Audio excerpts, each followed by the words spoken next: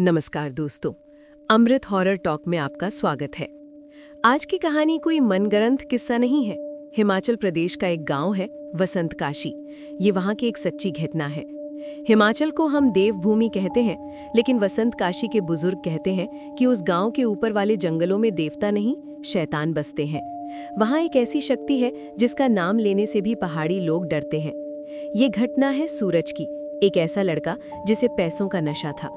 उसने सुना था कि वसंत काशी की काली धार पहाड़ी पर एक गुफा है जहां स्वर्ण यक्षिणी रहती है। कहा जाता है कि वो यक्षिणी इंसान को इतना सोना देती है कि वो संभाल ना पाए, लेकिन बदले में वो जो मांगती है वो रूह कांप देने वाला होता है। सूरज को लगा कि ये सब अंधविश्वास है। उसे लगा कि वो वहां जाएगा, सोना उठाएगा और शहर जाकर राज करेगा। लेकिन उसे नहीं पता था कि वसंत काशी के उस जंगल में जाने का रास्ता तो है, पर वापस आने का कोई निशान नहीं। कड़कती ठंड की रात थी। सूरज अपने लालच के सहारे उस पहाड़ी पर चढ़ रहा था। रास्ते में उसे अजीब चीजें दिखने लगी। बर्फ पर खून के ताजे छींटे थे जो एक गुफा की तरफ जा रहे थे, और हवा में किसी के सिसकने की आवाज आ रही थी। सूरज डरा, लेकिन लालच ने उसे रुकने नहीं दिया। वो उस गुफा के अंदर घुस गया। मक्खियों की भिनभिनाने की आवाज और सड़ी हुई बदबू। गुफा के अंदर का नजारा देखकर सूरज की धड़कनें रुक सी गईं। वहां जमीन पर पत्थर नहीं थे, वहां इंसानी हड्डियां बिछी हुई थीं, और उन हड्डियों के ऊपर चमक रहा था ढेर सारा सोना। सोने के सिक्के, मुकुट, जेवर, ऐसा लग रहा था जैसे किसी राजा का खजाना हो। तभी अंधेरे से एक आवाज आई। आवाज इतनी मीठी थी जैसे कोई माँ लोरी गा रही हो, लेकिन उसमें मौत की ठंडक थी। यक्षिणी। आ गए सूरज। वसंत काशी के लोग मुझे भूल गए थे, लेकिन तुम आ गए। सूरज। मुझे जाने दो, मुझे नहीं पता था यहाँ कोई रहता है। यक्षिणी। जाने दो? यहाँ आने वाले कभी वापस नहीं जाते। तुम्हें सोना चाहिए था ना? ले लो, जितना चाहे ले लो, लेकिन मेरा एक नियम है, सोना लो और अपना मांस दो। सूरज को लगा वो सपना देख रहा है। उसने सोचा जल्दी से सोना भरूं और भाग जाऊं। उसने पागलों की तरह सोने के सिक्के उठाने शुरू किए, लेकिन जैसे ही उसने सोने को हाथ लगाया, एक खौफनाक चीज हुई। मांस जलने की आवाज। सूरज। मेरा हाथ, ये क्या हो रहा है? वो सोना ठंडा नहीं था, वो उबलते हुए लावे जैसा था। सोना सूरज की खाल से चिपक गया, उसका मांस जलने लगा और वहां असली सोने की परत चढ़ने लगी। सूरज ने सिक्का फेंकना चाहा, लेकिन वो सिक्का उसके हाथ का हिस्सा बन चुका था। यक्षिणी उसके करीब आई। उसकी सड़ी हुई सांसें सूरज के चेहरे पर लग रही थी। यक्षिणी। दर्द हो रहा है सूरज? ये जो सोना तुम देख रहे हो, ये मेरे पुराने शिकार हैं। अब तुम भी इस गुफा की एक सोने की मूरत बनोगे। सूरज भागने की कोशिश करने लगा, लेकिन उसके पैर भारी हो गए। उसने नीचे देखा, उसके पैर सोने के खंभे बन चुके थे। धीरे धीरे वो सोना उसके पेट, उसकी छाती और उसके गले तक चढ़ने लगा। उसका पूरा शरीर एक जिंदा लाश में बदल रहा था। वो चीखना चाहता था, लेकिन उसका मुंह भी सोने से भर गया। आखिरी चीज जो सूरज ने देखी वो थी यक्षिणी की वो एक आंख जो उसे घूर रही थी, और फिर सब कुछ शांत हो गया। एकदम सन्नाटा, और फिर सिक्के गिरने की आवाज। दोस्तों, वसंत काशी के लोग कहते हैं कि वो गुफा आज भी वहीं है, और अगर आप रात के सन्नाटे में वहां कान लगाकर सुनेंगे तो आपको हवा की आवाज नहीं आएगी, आपको आवाज आएगी किसी के सोने के अंदर घुटने की। सूरज मरा नहीं है, वो आज भी वहां खड़ा है, एक सोने की मूरत बनकर। उसके अंदर उसका दिल धड़क रहा है, उसका दिमाग चल रहा है, उसे दर्द हो रहा है, लेकिन वो हिल नहीं सकता। वो बस इंतजार कर रहा है कि कोई अगला लालची इंसान आए ताकि यक्षिणी उसे छोड़ दे।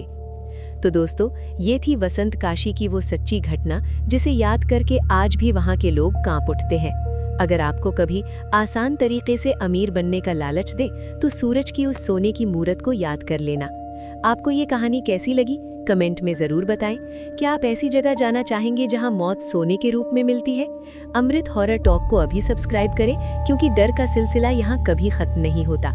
इस वीडियो को शेयर जरूर करें ताकि कोई और इस जाल में ना फंसे। मिलते हैं अगली बार एक और खौफनाक मंजर के साथ। तब तक के लिए सावधान रहें। लेकिन अगर आपको लगता है कि कहानी सूरज के सोने की मूर्ति बनने पर खत्म हो गई, तो आप गलत है। यक्षिणी की प्यास सिर्फ एक शिकार से नहीं बुझती। कहानी 3 साल आगे बढ़ती है। सूरज का छोटा भाई आर्यन अपने भाई को ढूंढते हुए हिमाचल के उसी गांव वसंत काशी पहुंचता है। पुलिस ने सूरज की फाइल बंद कर दी थी, लेकिन आर्यन को यकीन था कि उसका भाई जिंदा है। गांव वालों ने आर्यन को रोका। एक बूढ़े ने कहा, बेटा वो पहाड़ अब श्रापित है, वहां से रात को सोने के सिक्कों की आवाज नहीं बल्कि हड्डियों के टूटने की आवाज आती है। लेकिन आर्यन नहीं माना। उसके पास अपने भाई की एक पुरानी तस्वीर थी और दिल में उसे बचाने की जिद। अमावस की वही काली रात थी। आर्यन टॉर्च लेकर उसी रास्ते पर चल पड़ा जहां से उसका भाई कभी वापस नहीं आया था। जंगल का सन्नाटा ऐसा था कि अपनी ही सांसों की आवाज डरा रही थी। गुफा के पास पहुंचते ही आर्यन को एक अजीब चीज दिखाई दी। गुफा के बाहर जानवरों के कंकाल पड़े थे, लेकिन वो साधारण कंकाल नहीं थे। उन हड्डियों पर सोने की परत चढ़ी हुई थी। आर्यन ने डरते हुए गुफा के अंदर कदम रखा। अंदर का नजारा देखकर उसके पैरों तले जमीन खिसक गई। गुफा के बीचों बीच एक सोने की मूर्ति खड़ी थी। वो सूरज था, सोने से जड़ा हुआ, एकदम शांत। उसका एक हाथ हवा में उठा हुआ था, जैसे वो मदद मांग रहा हो। आर्यन दौड़कर उसके पास गया और रोते हुए बोला, भैया भैया ये क्या हो गया आपको? भैया उठो। आर्यन ने जैसे ही मूर्ति को छूने के लिए हाथ बढ़ाया, अचानक उस मूर्ति की आंखों में हलचल हुई। सोने की परत के नीचे पुतलियां हिली। सूरज जिंदा था, उस ठोस सोने के अंदर कैद, लेकिन जिंदा। मूर्ति के होठों पर चढ़ा सोना थोड़ा सा चटका और अंदर से एक दबी हुई घुटती हुई आवाज आई, आर्यन भाग जा। आर्यन उसे तोड़ने की कोशिश करने लगा। वो पत्थर से सोने को मार रहा था। तभी गुफा के अंधेरे कोने से वो हंसी गूंजी। इतनी जल्दी क्या है आर्यन? सालों बाद दो भाई एक साथ मेरे दरबार में आए हैं। आर्यन ने पलट कर देखा। यक्षिनी हवा में तैर रही थी। इस बार वो सुंदर नहीं थी, उसका रूप असली था। सूखा हुआ शरीर, काली चमड़ी और मुंह इतना बड़ा कि पूरा सर निगल ले। आर्यन हिम्मत करके चिल्लाया, छोड़ दे मेरे भाई को। तुझे क्या चाहिए? सोना चाहिए? ले लो सब कुछ, बस मेरे भाई को छोड़ दे।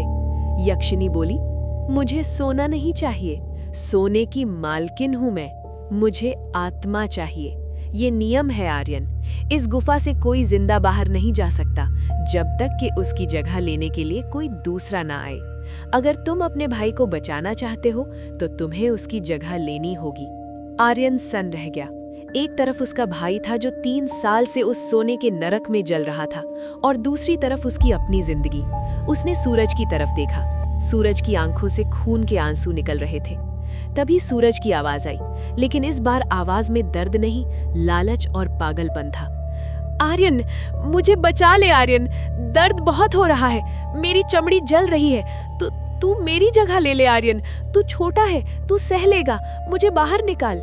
आर्यन को यकीन नहीं हुआ, उसका भाई उसे फंसाने की बात कर रहा था। दर्द और श्राप ने सूरज को पागल कर दिया था। इससे पहले कि आर्यन पीछे हटता, सूरज की मूर्ति का सोने वाला हाथ झटके से आगे बढ़ा और आर्यन का गला पकड़ लिया। सूरज चिल्लाया, मुझे आजादी चाहिए, यक्षिनी इसे ले लो, मुझे छोड़ दो। यक्षिनी ने कहा, तथास्तु। जैसे ही यक्षिनी ने वो शब्द बोला, सूरज के शरीर से सोना पिघलने लगा। गर्म उबलता हुआ सोना सूरज के शरीर से उतरकर आर्यन के शरीर पर चढ़ने लगा। सूरज की चमड़ी वापस आ रही थी, लेकिन वो जल चुकी थी, कच्चा मांस दिख रहा था। और आर्यन चीख रहा था, भैया नहीं, ये जल रहा है। वो पिघला हुआ सोना आर्यन के मुंह में घुस गया। उसकी आवाज बंद हो गई। देखते ही देखते आर्यन के पैर जम गए, हाथ जम गए और सूरज आजाद हो गया। बिना चमड़ी का खून से लथपथ सूरज जमीन पर गिरा। उसने एक बार भी अपने भाई को नहीं देखा। वो पागलों की तरह हंसा और गुफा से बाहर भाग गया। पीछे रह गया तो सिर्फ आर्यन। अब वो नई मूर्ति था।